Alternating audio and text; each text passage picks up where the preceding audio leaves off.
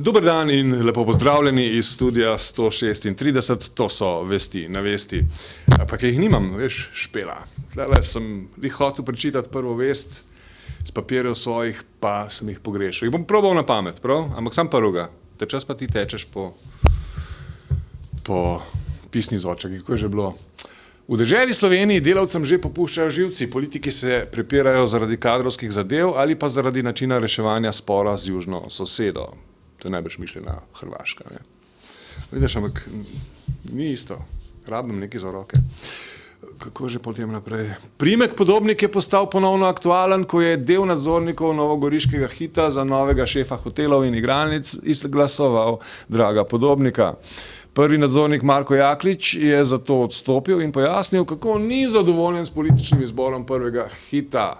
Kaj je prvega Hita? Prvega moža Hita najbrž. Na drugi strani Marjan Podobnik, vodja zavoda 25. junij, razmišlja, kako bi tožil domače politike, ki so sprejeli dopolnila k Krenovem predlogu in so po Marjanovem mnenju popolna izdaja za slovenski narod. Če Slovenija ne bi zavestno skušala zavesti javnosti in drugih s tem, da ustvarja vtis, da gre za relativno dober predlog, bi vključila sklep državnega zbora in navedla, da se o zemlju in morju, ki je bilo ob osamosvojitvi slovensko, arbitražno sodišče ne more opredeljevati. Tega ta politika zavestno kljub pobudi ni hotela sprejeti. Vlada, vodstvo vlade, ministri, zunanje politični odbor, tu sta izjema samo Slovenska ljudska stranka in Slovenska nacionalna stranka. Spravi, kazensko odgovornost boste zahtevali, kot sem razumel? Jaz nisem pravnik, o te stvari bodo spregovorili pravniki. Po kazenskem zakoniku Republike Slovenije so za taka nezakonita dejanja zagrožena kazen, ker gre za hudo kaznivo dejanje od 1 do 10 let zapora. Ideja o drugi Janševi republiki je še vedno prisotna. Prvak nacionalne stranke, aristokrat Zmago Jelinčič, se v določenih delih celo strinja z Janezovo idejo o ustavnih spremembah, a pri enačenju totalitarizmov ne prideta skupaj. Nekatere zadeve so zanimive za razmislek, so pametne, da se jih upošteva, vendar bo treba o tem še zelo, zelo veliko debatirati. Absolutno smo proti temu, da bi se kar po dolgem in počez enačilo Tita in partizanski boj z fašizmom in z nacizmom. To enostavno ne gre, čeprav je to tendenca ene od teh Janševih zapovedi. Prav tako Zmago Jelinčič Janezu Janši očita novo plagiatorstvo. No, zagotovo je to zbir pametnih idej, ki niso bile uslišane, ki bi lahko bile uslišane tudi pod Janševo vlado oziroma vladovino, pa se tega ni naredilo. Zdaj pa se vidi, da je to pametno, vendar je to malo hecno. V Sloveniji je pač značilno to, da se dobre ideje najprej zavržejo, potem se jih melje, potem se jih pa privzame kot svoje in se z njimi poskuša narediti nov politični preboj. Kar se pa tiče imena Druga republika, mislim, da ne ustreza, nikakor ne ustreza. Mi imamo eno državo, eno republiko in kar ostanemo pri tem. Čeprav je pa treba tudi povedati, da prvi je izraz Druga republika uporabil Pahor že pred leti v državnem zboru in je to pravzaprav plagiat. Na drugi strani pa inteligenca iz SD. Šolski minister za šport Igor Lukšič pojasnjuje, zakaj je Janša sploh lahko prišel do populistične ideje o ustavnih spremembah oziroma plagiatu. Jaz mislim, da ta dogajanja, ki jih imamo v svetu možnost spremljati, niso plod SDS-a. SDS je samo preplaval na valovih tovrstne neoliberalne in neokonzervativne ideologije, nereflektirano to počenjal, zdaj pa kar naenkrat ugotovil, ko je zgodba končana, z zamikom, oni so tako s polletnim zamikom ugotovili, da se svet giblje v drugo smer in zdaj bi radi spet plavali na drugem valu.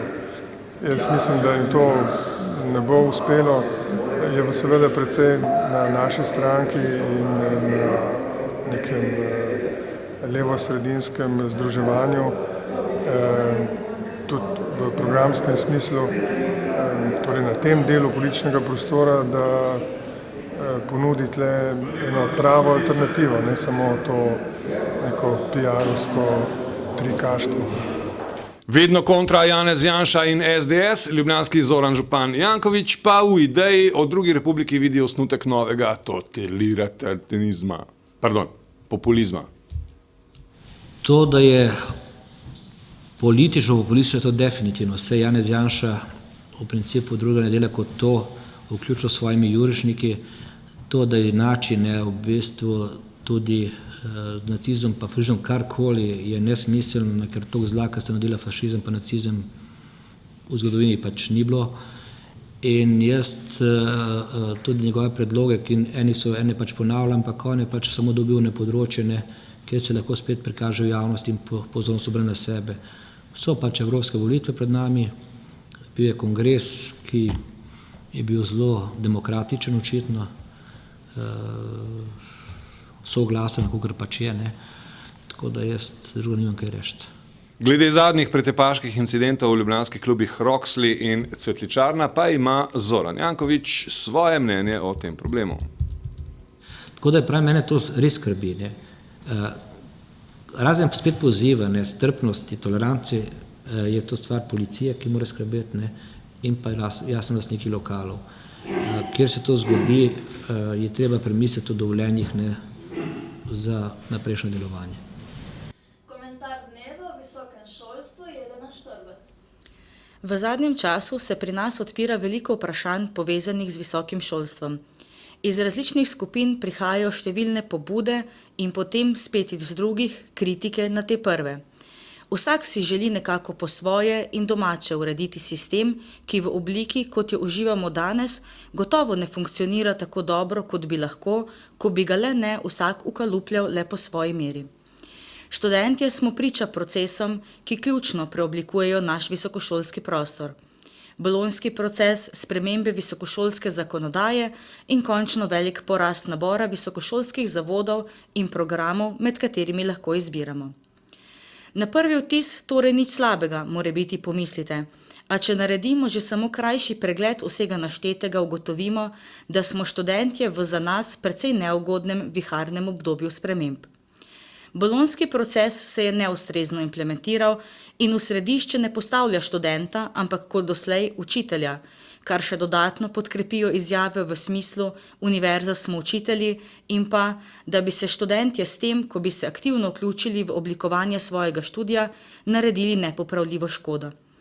Kljub očitkom pa si študentje ne želimo biti samo porabnik ali kupec na visokošolskem trgu, kot nekateri zmotno označujejo študijski proces, pač pa aktiven partner, ki procese sooblikuje, nadgrajuje in bogati.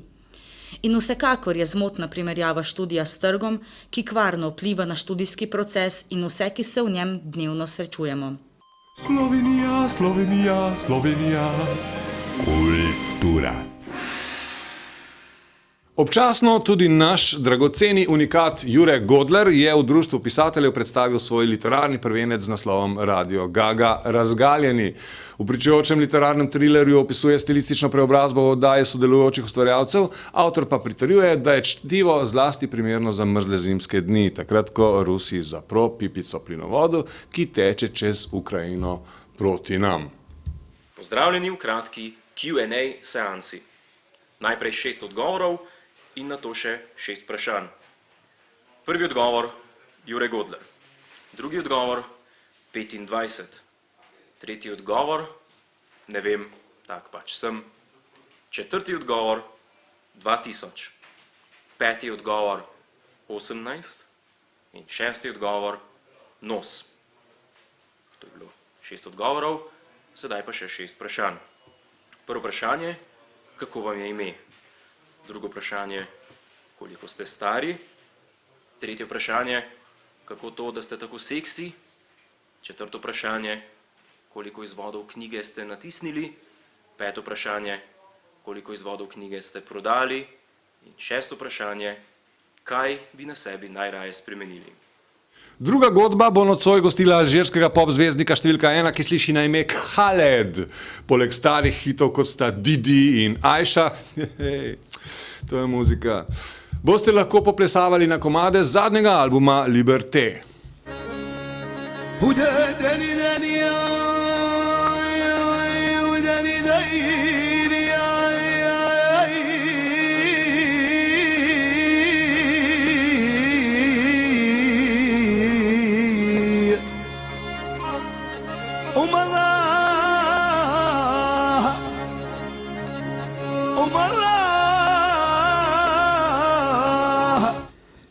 Še vreme, češnje ta vikend ponovno vabijo v Goriška Brda, morda pa boste tam našli tudi kakšno češpljo. Iz ljubljanskega studia 136, to so bile vesti na vesti. Nasvidenje.